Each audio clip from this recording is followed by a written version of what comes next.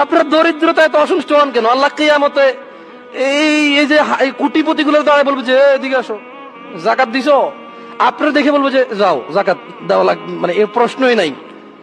আপনাকে আল্লাহ প্রশ্ন জাকাতের প্রশ্নই করবে না, অথচ আপনি অসন্তুষ্ট এই নিয়ামত নিয়ে।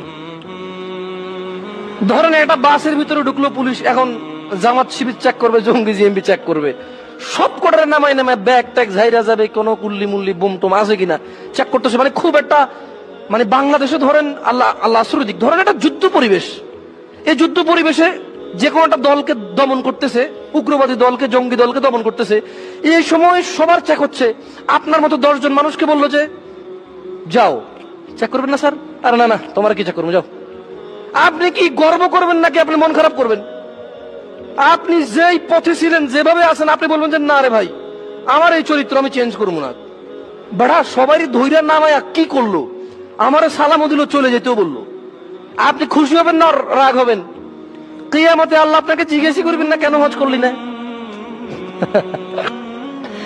ওই দিন বিল গেটসকে, অত মুসলমান না, মুসলমানদের মধ্যে অনেক ধনী আছে না, এই ধরেন আল্লাহু আলাম, আল্লাহ কাকে জিজ্ঞেস করবে, এটা আল্লাহর ব্যাপার।